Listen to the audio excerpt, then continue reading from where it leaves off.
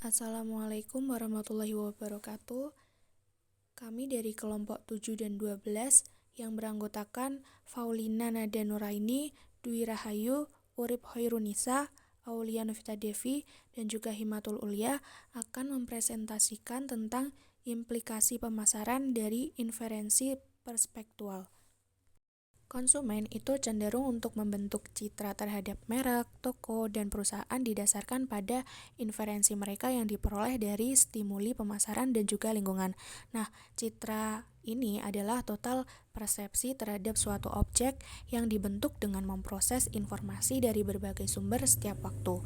Nah, sasaran penting dari strategi pemasaran adalah untuk mempengaruhi persepsi terhadap merek, toko, atau perusahaan. Jadi, pemasar itu harus secara konstan mencoba mempengaruhi citra konsumen.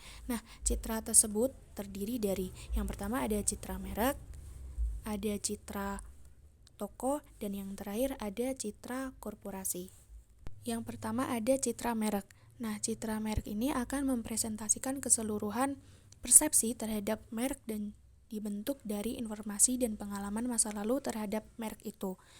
Citra terhadap merek ini akan berhubungan dengan sikap yang berupa keyakinan dan preferensi terhadap suatu merek. Konsumen dengan citra yang positif terhadap suatu merek itu lebih memungkinkan untuk melakukan pembelian. Oleh karena itu, kegunaan utama dari iklan itu diantaranya adalah untuk membangun citra positif terhadap merek.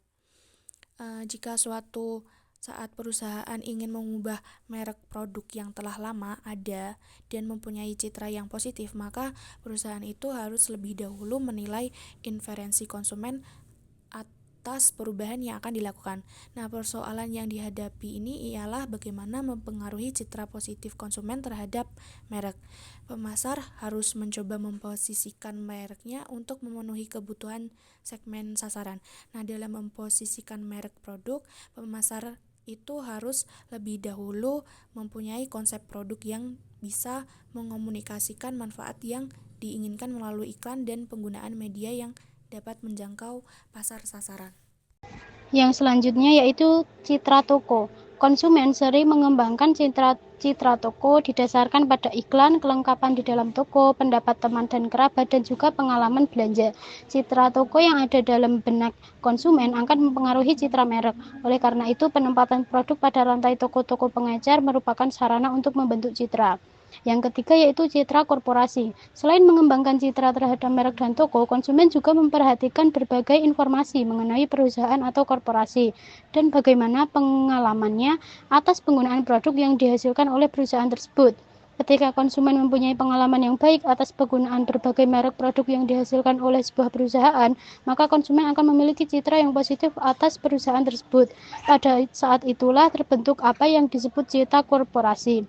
Sering kita mendengar bahwa suatu organisasi mempunyai citra yang buruk dan tidak jelas.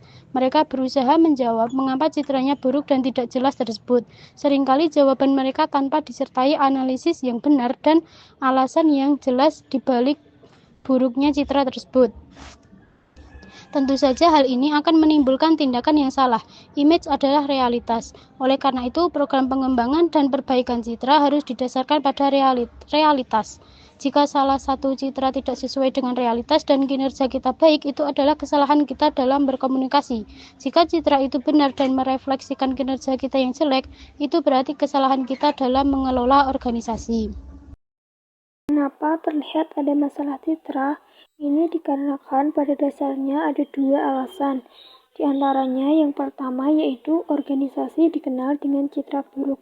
Artinya, organisasi ini mungkin memiliki nama yang sudah dikenal luas, tetapi reputasinya terganggu oleh peristiwa negatif atau kesalahan di masa lalu.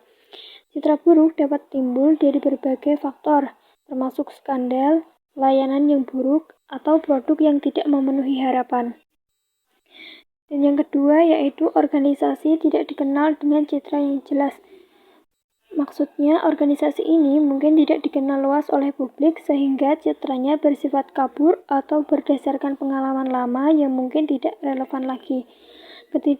Ketidakjelasan ini bisa disebabkan oleh kurangnya komunikasi efektif atau aktivitas pemasaran yang minim. Citra Jika citra negatif, mungkin salah satunya disebabkan oleh pengalaman buruk konsumen. Dalam hal demikian, terdapat masalah yang berkenaan dengan kualitas teknis atau fungsional. Dalam situasi demikian, jika manajemen menggunakan biro iklan untuk merencanakan kampanye iklan dan menyampaikan pesan seperti perusahaan, yaitu berorientasi pelayanan, kesadaran konsumen, modern, atau apapun isinya, hal itu hanya akan menghasilkan bencana bagi organisasi. Citra adalah realitas. Oleh karena itu, jika komunikasi pasar tidak cocok dengan realitas secara normal, realitas akan menang. Komunikasi yang tidak didasarkan pada realitas hanya akan menciptakan harapan yang lebih tinggi daripada kenyataan yang dirasakan. Akibatnya, ketidakpuasan akan muncul dan akhirnya konsumen mempunyai persepsi yang buruk terhadap citra organisasi. Jika masalah citra ialah problem yang nyata, hanya tindakan nyata pula yang akan menolong. Masalah nyata yang berkaitan dengan kinerja organisasi yaitu kualitas teknis atau fungsional yang sebenarnya menyebabkan masalah citra. Tindakan internal yang memperbaiki kinerja organisasi dibutuhkan jika citra yang buruk ingin diperbaiki. Jika citra tidak diketahui, berarti terdapat masalah komunikasi.